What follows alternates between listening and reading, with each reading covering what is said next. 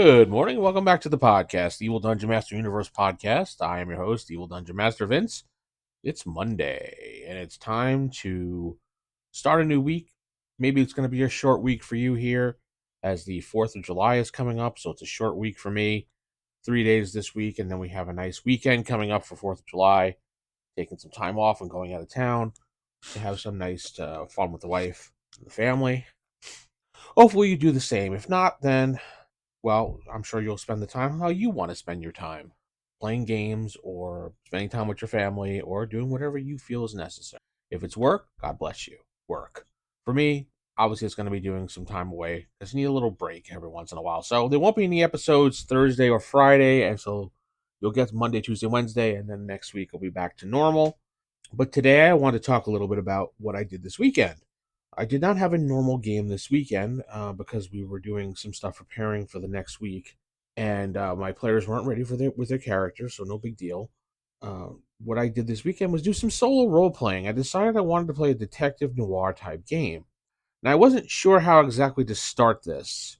And I thought it'd be a fun little experiment to do and be interesting to try to play. I like the time period. I like the gumshoe type period where they just had to solve a weird case or something. It was a gritty detective. I like the whole idea of isn't it's not there's not it's not black and white, but it's more like gray and dark.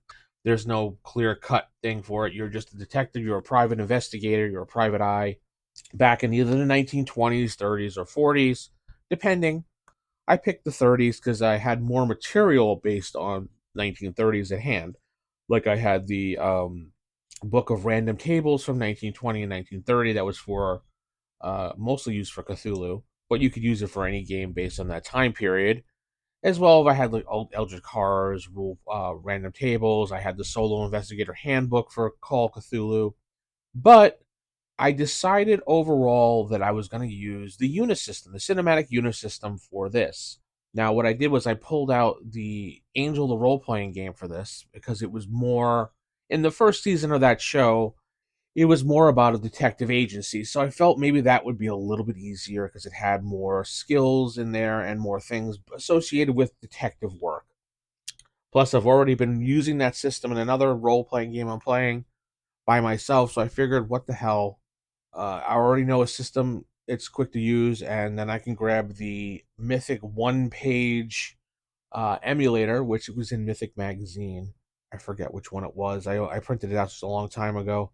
And it's just a one page thing. It only has like a little chart on it, and it has some places to roll for descriptors, and that's it. There's no like how regular Mythic does with events. Well, there's events, but I meant character list and thread list and things like that. So the I decided that I was going to be in a fictional city called Silver City. And obviously, in all detective noir games or movies or films or books, it's always raining. So it's raining.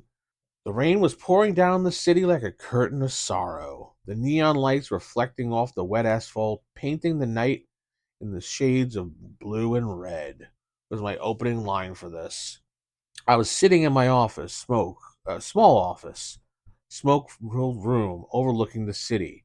The name on the door, Private Eye, a title I had earned throughout the years of hard work and countless solved cases. So like I said, that was kind of my opening statement for my notes to set the mood. The case I decided after doing some random rolls was going to be a man was going to be a missing persons case. And I didn't want to go with the traditional woman comes running in, my husband disappeared, or something like that, or my diamonds disappeared. So I decided to do it. A man walked in, and his wife disappeared, named Clara, excuse me, and she disappeared without a trace. Her husband came in, a wealthy businessman, and had come to me in desperation.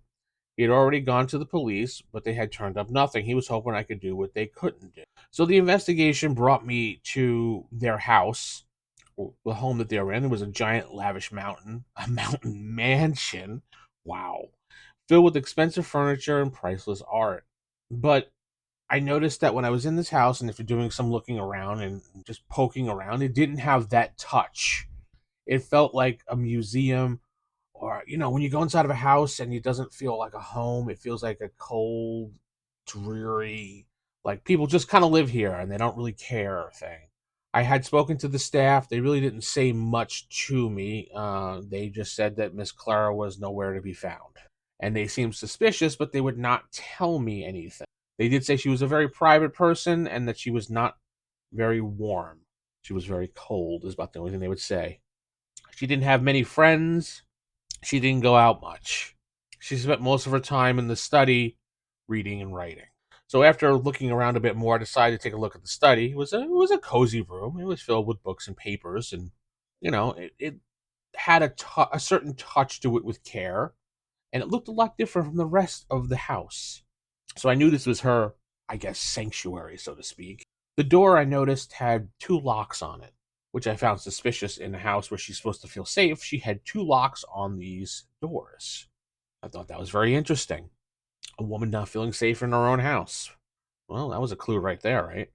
So I looked at the study a little bit closer, and I found that she had a diary that was on her desk. It was hers. I started reading and hoping to find some clues about what happened to her. So after reading the diary for some time, it revealed the side of her that no one knew about. She was a dreamer, she was a romantic. She wrote about her desire to see the world and escape the confines of her privileged life. She felt trapped, suffocated by her husband's expectations. She wanted more than just wealth and comfort, she wanted freedom.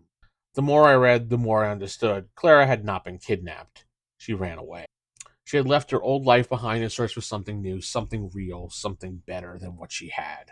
I returned to her husband and told him what I had found. He was shocked and he couldn't believe it, but he understood. He understood what he had to do. He wanted her found at all costs. At this point, I decided that it wasn't really worth it. She wanted to be free. But, you know, he offered money, and well, this is the type of guy that needs money to keep his drinking habit going on. So that's where I kind of left the investigation, is where I had to go figure out where she went. And I really didn't want to end it on a note that he was like, well, okay, well, my wife ran away. He's going to pay me, and I'm a private investigator. That's my job. I'm going to figure out where she went. It was a good hour gaming session, and the cinematic Unisystem is actually pretty smooth when it comes to using just a D10 and adding an attribute and a skill if you need and finding things out. So it was kind of one of those things. The system was in the background. I was more worried about the story itself, and it came out to be a lot of fun. And more people should play this system, Cinematic Unisystem for Eden Studios. Pick up one of their books. I mean, Buffy, Angel, Army of Darkness, whatever. You don't have to use that setting. You could just strip the rules out real easily, like I did here. Make up your own game and have a whole lot of fun with it. And more people need to know about it. It's really cool. I mean, I wish someone would do a clone of this game. I mean, I think I might do it because it's so easy to do. It's just a matter of presentation. Rules can't be copyrighted, so I don't know. It might be a good idea to do that. But I did have a lot of fun. It's a good system, and I'm going to continue along with this one. I like the fact that I can jump from. One thing I really love about solo gaming is that I could play one game for one day, have my notes here inside my laptop, and then close it down, forget about it for a few days, let it like marinate, whatever. Come back to it, play it, and be like, I'm not in the mood to play this today. I'll play my Army of Darkness game, or I'll play my fantasy game. I'll play this game, and I can just play that for an hour, and I have all my notes to get me back into it and have a lot of fun. So, I don't know. Tell me, have you ever played a Detective Noir game? What did you use for rules? What did you do? How did it work for you? Ask the DM at theevildm.com, facebook.com/theevildungeonmaster. Theevildm.com is my website, at theevildm on Twitter, or you can just leave a comment on Facebook. I'm sorry, on YouTube. Don't forget to like, and every comment counts for the YouTube algorithm. Good night. God bless. Remember, all gaming, no drama, no clickbait. Just gaming here. Good night, everybody.